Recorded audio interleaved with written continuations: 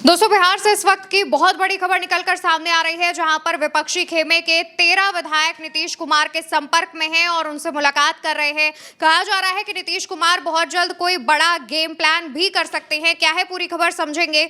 महिमा, खबर आ रही है कि 13 विधायक संपर्क में हैं। कौन से हैं वो 13 विधायक? देखिए, नीतीश कुमार बहुत जल्द बीजेपी से बड़ी पार्टी बनना चाहते हैं। इसको लेकर लगातार अटकलें लग रही है, क्योंकि वो जो 4 विधायकों का गैप है, ये नीतीश को काफी ज्यादा भारी पड़ रहा है। उन पर बहुत ज्यादा प्रेशर बीजेपी की तरफ से आ रहा है और इसी वजह से गृह विभाग जिस तरीके से लिया गया, स्पीकर का पद जिस तरीके से लिया गया, ये साफ तौर से बताता है कि वो 4 विधायक जो कि बीजेपी के पास ज्यादा हैं जेडीयू से, वो नीतीश को कितना ज्यादा नुकसान कर रहे हैं। नीतीश जल्द से जल्द चाहते हैं कि उनके पास विधायकों की संख्या बढ़ जाए, जिससे उनके पास उनका टारगेट है कि 100 से ज्यादा विधायक नीतीश के अपने हो। और इसी वजह से वो लगातार जो विपक्षी खेमे के विधायक हैं उनसे भी उनकी बातचीत चल रही है। और जिस तरीके से असदुद्दीन ओवैसी ने खुलेआम कहा था कि वो नीतीश को समर्थन देंगे, तब से उनकी हिम्मत इसको लेकर और ज्यादा बढ़ गई थी। इसके बाद हमने देखा कि सम्राट चौधरी जो असदुद्दीन ओवैसी के विधायक हैं उनसे मिलने की कोशिश करते हैं, लेकिन उसी के तुरंत बाद एक और तस्वीर सामने आती है, जिसमें नीतीश कुमार के साथ 5 विधायक एआईएमआईएम के खड़े होकर बातचीत करते हुए, मुस्कुराते हुए दिखाई दे जाते हैं, यानी कि उनसे मिलते हैं खुले तौर पर। और ये जब तस्वीर सामने आती है तो इससे पता चलने लगता है कि एआईएमआईएम से उनकी कितनी अच्छी बातचीत हो रही है,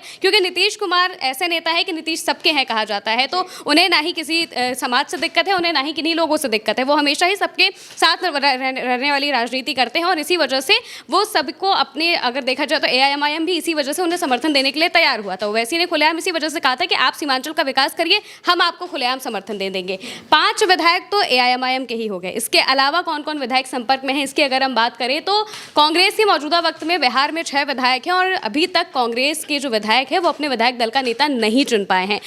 उनके अंदर अगर देखा जाए तो फूट पड़ती हुई दिखाई दे रही है, क्योंकि सब चाह रहे हैं कि हम ही नेता बन जाए। और इसी वजह से ये लेटर भेजा गया है दिल्ली में कि अब दिल्ली से तय होगा कि बिहार में विधायक दल का नेता कौन बनाया जाएगा। तो यानी कि अगर देखा जाएगा तो उनकी जो बातचीत है वो जेडीयू के नेताओं से लगातार चल रही है। जेडीयू के अलग अलग नेता अप्रोच करने की कोशिश कर रहे हैं, जैसे कि अशोक चौधरी हो गए और बाकी जो नेता हैं जिनकी भी जिससे संबंध अच्छे हैं, उन्हें वो अपने तरीके से अप्रोच करने की कोशिश कर रहे हैं। ये काम नीतीश कुमार ने सौंपा हुआ है अपने नेताओं को भी, और साथ ही साथ नीतीश कुमार खुद भी ये चीजें कर रहे हैं। अब 6 विधायक तो कांग्रेस के ये हो गए और इसके साथ ही एआईएमआईएम के 5 विधायक हो गए। 6 5 11 तो यहीं पर हो जाते हैं और बाकी के बचे बीएसपी का एक और आईआईपी का एक। कुल मिलाकर ये 13 विधायक जो हैं ये जेडीयू के संपर्क में इस वक्त बताए जा रहे हैं। बीजेपी लगातार कोशिश कर रही है कि जेडीयू का संपर्क इन सबसे टूटे, क्योंकि जेडीयू के विधायकों के और जेडीयू के साथ साथ में अगर बाकी को हम देखें तो जैसे एआईएमआईएम हो गई, कांग्रेस हो गई और बाकी के जो भी छोटे छोटे दल हैं, इन सबको बीजेपी भी अपने हिसाब से तोड़ने की कोशिश कर रही है। लेकिन नीतीश कुमार भी बिल्कुल वही कर रहे हैं।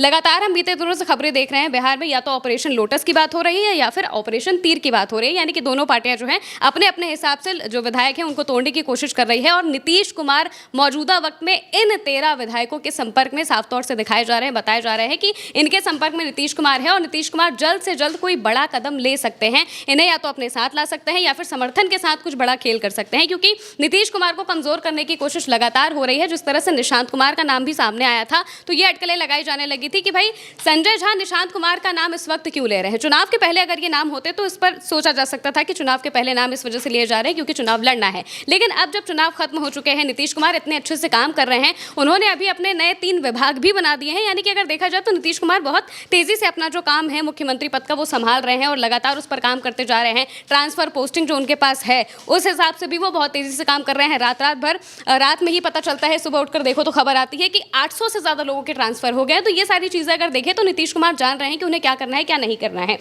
इस बीच जब निशांत कुमार का नाम लिया जाता है तो ये कहा जाता है कि संजय झा ने ये बयान दिया है अमित शाह के कहने पर। अमित शाह निशांत का नाम लेकर नीतीश को कमजोर करने की कोशिश कर रहे हैं, लेकिन ये सब चीजें नीतीश कुमार को भी समझ में आती है और इसी वजह से जेडीयू के दफ्तर के बाहर पोस्टर लगने शुरू हो जाते हैं निशांत के नाम के। अब जब ये चीजें होती हैं तो दूसरी तरफ नीतीश कुमार अपना अलग ही अलग अंदर प्लान बनाते हुए जो बातचीत है वो अपनी जारी रख रहे हैं और इन विधायकों से उनकी बातचीत अभी चल रही है। यानी कि आने वाले वक्त में अगर देखें तो बिहार में कुछ बड़ा हो सकता है, क्योंकि जिस तरह से नीतीश कुमार को कमजोर करने की कोशिश है और नीतीश कुमार नहीं चाहते हैं कि उन पर इतना ज्यादा प्रेशर बनाया जाए, क्योंकि अभी तक वो उस कंडीशन में थे कि वो सामने वाले पर प्रेशर बनाते थे। हमेशा नीतीश कुमार उस स्थिति में रहे हैं कि वो जहां पर जाएंगे सरकार उसकी बनेगी, वो जो कहेंगे वही होगा। लेकिन मौजूदा वक्त में नीतीश कुमार दबाव में दिखाई दे रहे हैं, क्योंकि जिस तरीके से उनसे गृह विभाग का पद छीना जाता है, स्पीकर का पद बाद में लिया जाता है और लगातार अगर देखा जाए तो जो मजबूत विभाग हैं वो नीतीश कुमार से ले लिए गए हैं। तो ये दिखाता है कि किस तरह से नीतीश कुमार को कमजोर करने की कोशिश की जा रही है और आने वाले वक्त में जेडीयू को भी कैसे कमजोर किया जाए इसकी भी प्लानिंग हो रही है, क्योंकि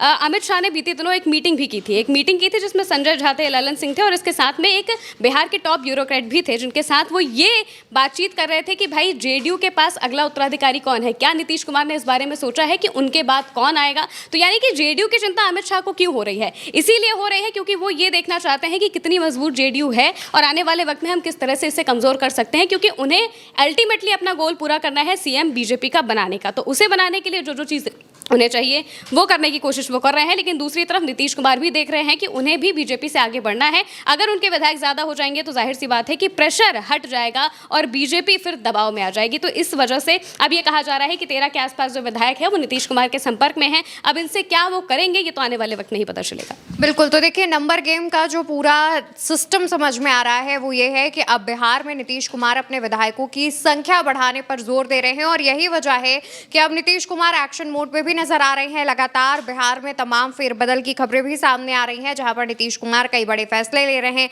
इसी के साथ नीतीश कुमार ने 3 नए विभागों का निर्माण करते हुए सम्राट चौधरी को भी झटका दे दिया है। अब देखने वाली बात होगी कि बिहार में और क्या क्या नए बदलाव देखने को मिलते हैं और साथ ही क्या नीतीश कुमार वाकई भाजपा के इस ऑपरेशन लोटस और प्लान पर पानी फेर देंगे। आपको क्या लगता है, आपकी क्या राय है, कमेंट सेक्शन में बताइएगा। हमें आपकी राय का इंतजार रहेगा। फिलहाल के लिए हमारी इस चर्चा में इतना ही। उल्टा चश्मा यूसी को सब्सक्राइब करिएगा। नमस्कार।